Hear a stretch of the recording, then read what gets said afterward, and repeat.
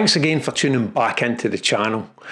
Recently I changed camera systems after a lot of deliberation between the GFX and finances. The finances won, so I actually changed to the Sony A7R Mark V, and I've still to get used to the menus, and I have been using it for a couple of months now. Still to get used to everything about it, but in that time when I've had that, I've then had to think about lenses and what lenses I'm going to get for it. Now, I have a few lens reviews coming up as I've been testing out new lenses for it, so I thought I would just give you a slight kind of indication on the lenses that I've been looking at. This week's video is about the Sigma 50mm f1.2 DG/DN art lens. Now, I normally don't own a 50mm because of the type of photography that I do. And when Sigma asked if I wanted to try this lens out, I jumped at the chance just to see how good it was, because previously I have owned Sigma lenses for the Fuji system, but I wanted to see how the Sigma performed on the full frame, and yes, it certainly did perform. It's a fantastic lens, and the bokeh is phenomenal.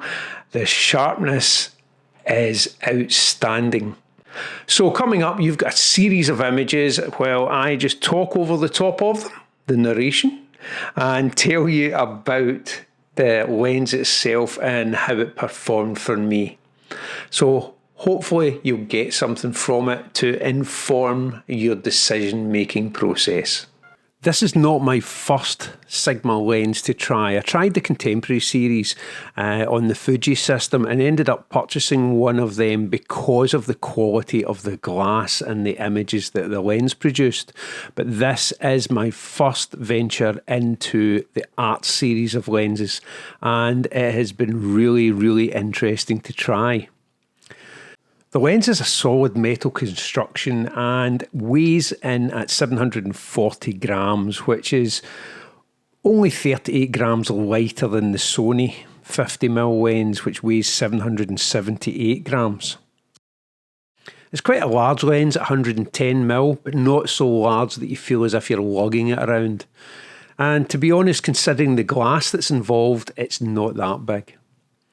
With 17 elements in 12 groups, 13 rounded aperture blades and a 72mm filter thread, the lens certainly delivers in terms of quality.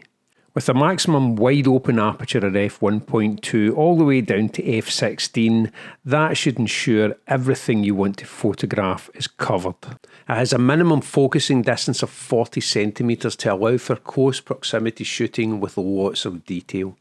The focusing ring has good friction for manual fine-tuning. There's an aperture ring in the lens that can be clicked or declicked depending on your preference, and the aforementioned is one of 4 buttons that can be found in the lens, with the other 3 being AFL, which can be customised in certain cameras, an AF and MF button, and an aperture lock button. The lens is dust and splash resistant and includes an oil and water repellent coating on the front element. There's no image stabilisation with the lens, but I never found this to be an issue due to the Sony A7R V in-body stabilisation. When it comes to image performance, this is when the lens truly shines, delivering exceptional results across a wide range of scenarios. I carried the lens everywhere during the time I had it, and it was never once removed from the camera, and that's simply due to the image quality it provided. Thanks to Sigma's dual HLA, the high response linear actuator motors, the autofocus is fast, silent, and it worked effortlessly for both video and still images with no problems whatsoever.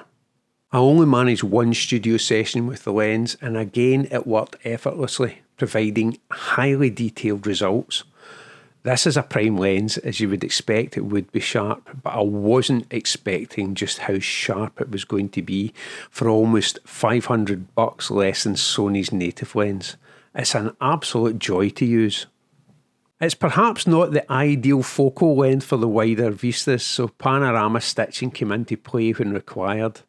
And although the camera's megapixels, it created a processor-wrenching high file sizes, they were certainly worth it in terms of image quality. At f1.2, the bokeh of the lens is lovely and smooth, providing a gradual effect with fantastic results.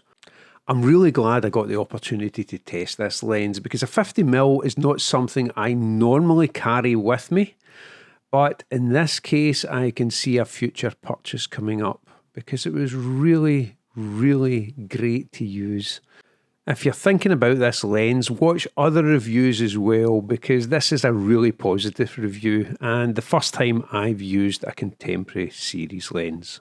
Hopefully you get something from that and hopefully it lets you see just how good the Sigma 50mm 1.2 DGDN art lens is. It's a phenomenal lens, it really was. I loved the time that I had with it. Unfortunately I had to give it back, but that's the way of things. I really appreciate Sigma for sending it through for this review. Thanks again for watching, take care and I'll see you in the next video.